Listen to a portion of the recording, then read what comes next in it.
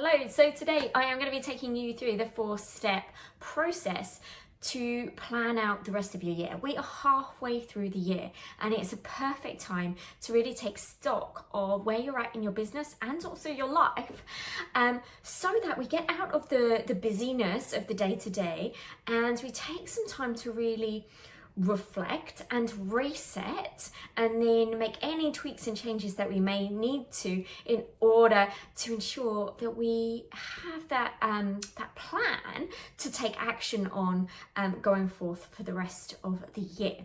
Something that I find is so many people resist this, mostly because we can get stuck in the busyness of the day-to-day of our business and basically not put the time aside for this.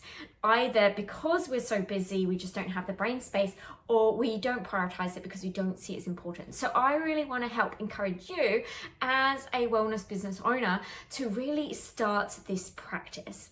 The way that I work in my business, I work in quarters, and then I take a big chunk of time halfway through the year, both like middle of the year and then also at the end, start of the year, to really connect in with self. Because what I know to be true is that as a wellness business owner, it's likely that one of the reasons why you chose this particular career was because you wanted a bit more time freedom and that you wanted to create a business that felt really good and did good in the world. And so it's really important to ensure that our business is still aligning with our mission and our values and also helping to create the lifestyle that we're wanting to create. So we're going to go through all of that juiciness today. If we have not met before, my name is Claire and I'm a holistic business coach. I have been coaching for the last 6+ years, both as a wellness life coach and also as a business coach. I'm also a yoga teacher, and prior to all of that, I worked 10+ years in corporate marketing in both London and Australia. So yeah, I love this stuff. I love helping people to build businesses that light them up, that are profitable and abundant, and also are giving so much back in terms of service and, you know, raising consciousness in the world. Okay, so as you probably know this quote, it's often attributed to Albert Einstein. It's the definition of insanity is doing the same thing over and over and expecting different results, right?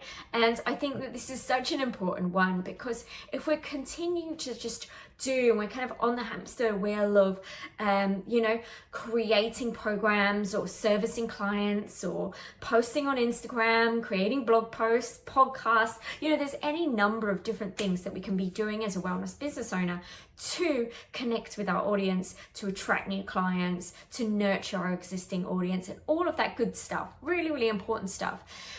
However, if we're doing all of those things and we don't have a proper strategy and plan and know why we're doing those things, and to be taking the time to track the numbers and see what's working and make the tweaks, then effectively we can continue to just do the thing, and actually it may not be achieving what we want it to achieve, right? And so it's so important to take the time and to sit down and do this work. And it can be fun. I promise you it can be fun. I often talk about it as kind of like, this is the TLC for your business. This is the TLC, the tender love and care for yourself as well as the business owner. All right, so we're getting out of the busyness and we're going to put some time aside. And I recommend to do this process, take yourself away from your office for half a day and do something that feels really nice and nourishing. Feel good within yourself before you do this, and go to your local cafe, something like that. Have a beautiful coffee or a chai or a tea, and and just feel good as you're approaching this. I also recommend that you pull off your numbers so that you're able to see what the performance of your business is as well, because that's going to be informing your reflections. Okay, so grab a pen and paper, take down these questions. I'll also drop below a document that you can download that will also help support you with this inquiry, and you can use this document halfway through the year now, or you can use it at the start of the year as your process. Okay, so this 4-step process, number 1 is reflect and reset. So before we start planning, it's so important to reflect on the past 6 months and ask yourself the following questions. So the first is, what's working? What is working in my business right now? Grab your financials, have that as a part that you reflect on, and then also just let your mind go to, what is working? How am I feeling with my clients? How is my client servicing going? How is my marketing going? Ask yourself these different questions. Really allow whatever wants to come out. You can create a kind of a bit of a journal on this. And then ask yourself what's not working. Get really true and honest. What is not working in your business right now? Then ask yourself, how am I feeling as a business owner? Am I loving what I'm doing?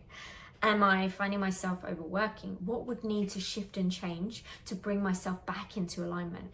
And then what are you celebrating? What incredible achievements have you had over the last 6 months? What are you loving? What is lighting you up?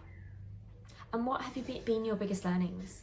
What have you learned the most about yourself, about your business, about doing business over the last 6 months? So just allow yourself to journal all of that out. We'll get on to number 2.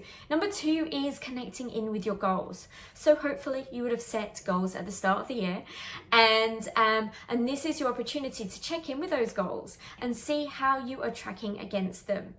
So, get your financials out. How did you track against your financial goals? Do your goals still feel aligned with where you're headed?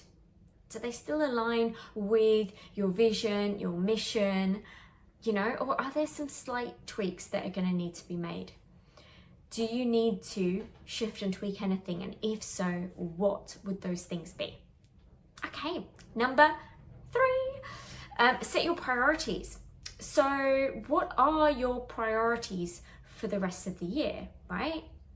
What is it that you're going to be focusing on? And what activities are you focusing on to attract clients and reach your financial targets? How are you building deeper connections and trust with your existing audience? And how are you serving your existing clients? So kind of look at it from those different pieces of the customer journey and see how you're tracking there, and then what your priorities are going to be for those things going forwards. Yeah, so get really clear. Are you at the stage of business where you're, at the start and you're putting so much time and energy into client attraction? Okay, so then that's going to be your main priority over the next 3 to 6 months, is to fill up your one-to-one, or to fill up a program that you may have. Attract more people there. Maybe you're a little bit further along and actually, you're still wanting to increase your audience, but maybe your focus is actually on servicing your existing clients and encouraging more referrals and working with people on a sort of longer term container. So really work on what are your priorities for your business right now, based on the stage of business you're at. And then 4, map out your plan with action steps. So put your plan together for the next 3 to 6 months with action steps.